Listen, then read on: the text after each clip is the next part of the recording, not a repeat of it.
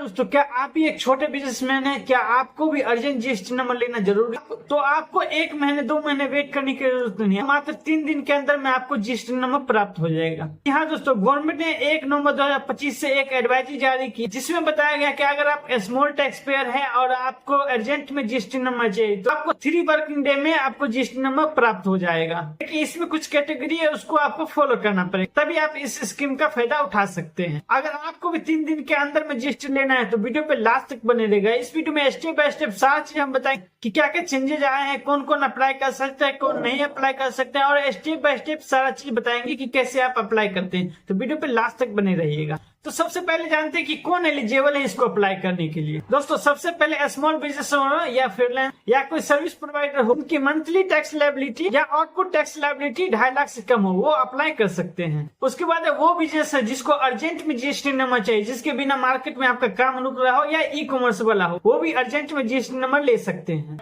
इसके लिए कुछ इंपोर्टेंट डॉक्यूमेंट है जो आपको ध्यान में रख के ही अप्लाई करना पड़ेगा। सबसे पहले आपका आधार कार्ड और पैन कार्ड एक दूसरे से लिंक होना चाहिए, उनका एड्रेस प्रूफ क्लियर होना चाहिए और बैंक डिटेल अवेलेबल होना चाहिए। वहीं दोस्तों, अगर मंथली आपका लायबिलिटी 2.5 लाख से ज्यादा है तो आप ये जीएसटी नंबर नहीं ले सकते हैं। तो दोस्तों, अब चलते हैं लैपटॉप के स्क्रीन के ऊपर। वहां पर आपको स्टेप बाय स्टेप बताएंगे कैसे आप रजिस्टर करेंगे, हर एक डॉक्यूमेंट हर एक चीज एक एक करके बताएंगे, कहाँ पे आपको यस करना है, कहाँ पे नो करना है, सारा का सारा चीज बताएंगे। तो वीडियो पे लास्ट तक बने रहिएगा। सबसे पहले आपको गवर्नमेंट के वेबसाइट gst.gov.in पे आ जाना है। यहाँ पे आपको सबसे पहले आपको एडवाइजरी देखना है, ठीक है। जो एडवाइजरी आया है वो एडवाइजरी आप खोल के देख लीजिए, उसको पढ़ लीजिए आप इस कैटेगरी में आते हैं या नहीं, ठीक है। एडवाइजरी खोलने के बाद आप ये सारा अच्छी तरीके से पढ़ लीजिए, ठीक है। उसके बाद ऊपर आपको रजिस्टर का ऑप्शन दिखेगा, यहाँ पे आपको क्लिक करना, ठीक है। यहाँ पे उसके बाद आपको यहाँ पे अपना कैटेगरी डालना है, ठीक है। टैक्स पेयर है, आप टैक्स पेयर में डाल के अपना स्टेट डालिएगा, ठीक है। आप कौन सा स्टेट से बिलोंग करते हैं, उसका अपना डिस्ट्रिक्ट डालिएगा, ठीक है। डिस्ट्रिक्ट डालने के बाद आपको यहाँ पे अपना लीगल नेम डालना है, ठीक है। जो आपके पैन कार्ड पे नाम होगा वही आप यहाँ पे डालेंगे। जैसे मान से आपका नाम जो रवि है, रवि कुमार, तो रवि कुमार डालेगा, ठीक है। उसके अलावा अगर आप पार्टनरशिप फर्म का लेना चाहते हैं, प्राइवेट लिमिटेड कंपनी का लेना चाहते हैं या LLP का लेना चाहते हैं तो उस सब का पैन नंबर अलग होता है, ठीक है। पैन कार्ड अलग से आता है, तो उस पैन कार्ड पे जो आपका नाम होगा वही नाम यहाँ पे डालिएगा। जैसे हमारा पैन कार्ड पे रवि नाम आ रहा है, ठीक है, तो हम यहाँ पे रवि नाम डाल के उसके बाद आगे हम पैन नंबर डालेंगे। जो हमारा पैन नंबर है वो पैन नंबर यहाँ पे डालेंगे।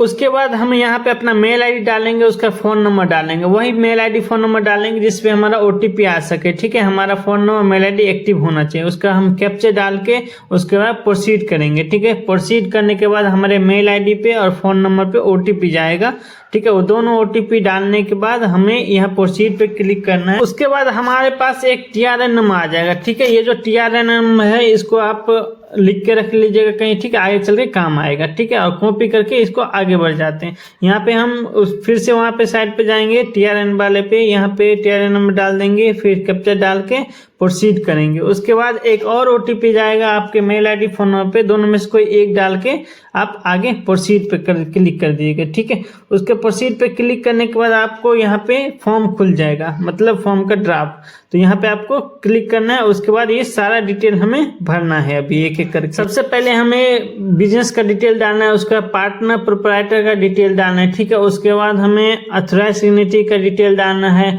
उसके बाद हमें प्रिंसिपल प्लेस ऑफ बिजनेस का, जहाँ पे बिजनेस है उसका डालेंगे। उसका गुड्स एंड सर्विस जो भी देना चाहते हैं वो डालेंगे। उसका आधार ऑथेंटिकेशन होगा, उसका वेरिफिकेशन होगा, उसका सबमिट होगा। तो ये सारा का सारा चीज हम एक एक करके करेंगे, तो वीडियो पे लास्ट तक बने रहिएगा। सबसे पहले हमें यहाँ पे लीगल नेम डालना है, जो भी आप अपने फर्म का नाम डालना चाहते हैं। जैसे रवि इंटरप्राइज है तो रवि इंटरप्राइज डाल के, ठीक है, उसका प्रोप्राइटरशिप सेलेक्ट करना है। उसके बाद हमें यहाँ पे नीचे आना है, सबसे मेन ऑप्शन यहाँ पे, ठीक है। यही जो न्यू अपडेट आया है यहीं पे आया है, ठीक है।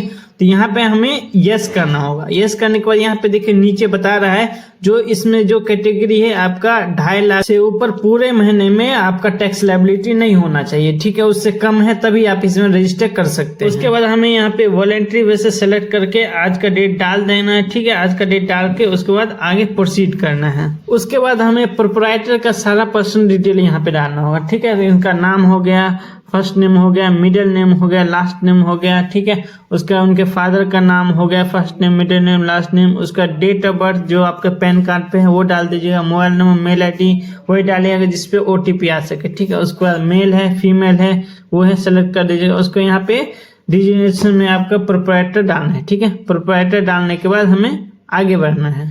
उसके बाद हमें प्रोप्राइटर का एड्रेस डालना है जो उनके आधार कार्ड पे है, ठीक है। जो आधार कार्ड पे वो एड्रेस यहाँ पे डालेंगे। जैसे यहाँ पे पिन कोड डालेंगे ना, एरिया पिन कोड, ठीक है। पिन कोड डालने के बाद वो एरिया आ जाएगा, उसको सेलेक्ट करके आप नीचे आप पूरा एड्रेस एडिट कर सकते हैं। उसके बाद हमें यहाँ पे प्रोप्राइटर का फोटो अपलोड करना है, उसका इसको अथराइज सिग्नेचर बनाए, ठीक है। उसके बाद आप चाहे तो आप अपना सेल्फी भी खींच के यहाँ पे आप डाल सकते हैं। उसका कंटिन्यू करेंगे।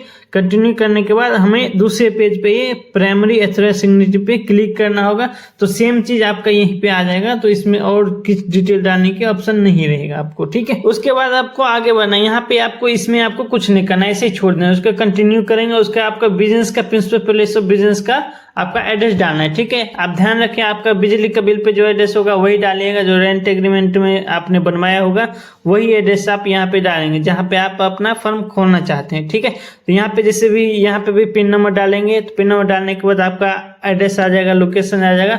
उसके हिसाब से आप सेलेक्ट करके आप एडिट कर सकते हैं, ठीक है। जो आपके बिजली बिल पे एड्रेस है, जो आपके रेंट एग्रीमेंट पे एड्रेस है, वो एड्रेस आप यहाँ पे एडिट करके डाल सकते हैं। उसके बाद एड्रेस डालने के बाद हमें आगे बढ़ना है।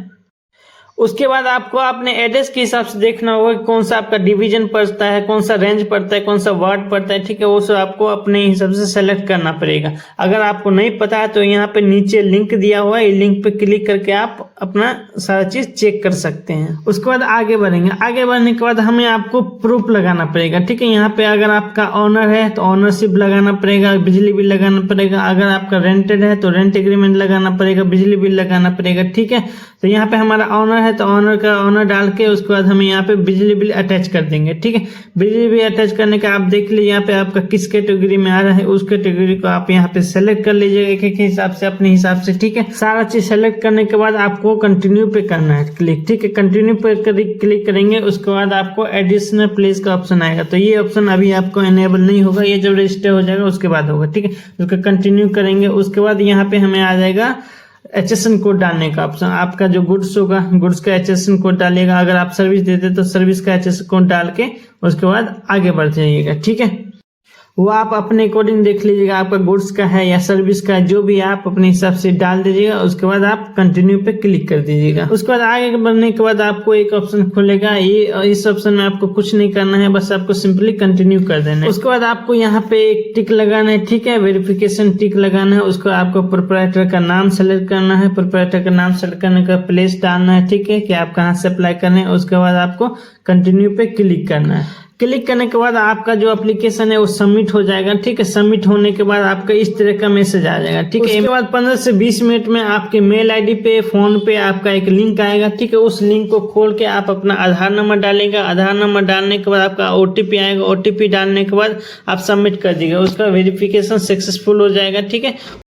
उसके बाद आपका सारा चीज सही रहा तो आपको विदिन 3 डे में आपका GST रजिस्ट्रेशन होकर आ जाएगा। ऐसे अभी स्टार्ट हुआ है तब से 1 घंटा के अंदर में आ जाता है, 1-2 घंटा के अंदर में GST नंबर सबका आ रहा है। अभी जितने भी रजिस्ट्रेशन किए हैं सबका 1-2 घंटे के अंदर में आ रहा है। तो हो सकता है आपका थोड़ा वेरिफिकेशन में टाइम लगे, तो 1 दिन 2 दिन में आ जाएगा, ठीक है। तो 3 दिन मैक्सिमम टाइम है, 3 दिन के अंदर आ ही जाएगा आपका GST नंबर, अगर सारा चीज सही रहा तो आई होप दोस्तों आपको वीडियो पसंद आया होगा। अगर वीडियो पसंद आए चैनल सब्सक्राइब कीजिएगा, वीडियो को लाइक कीजिएगा, अपने दोस्तों के साथ शेयर जरूर कीजिएगा। तो चलो दोस्तों मिलते किसी और नए वीडियो में, तब तक के लिए जय श्री राम।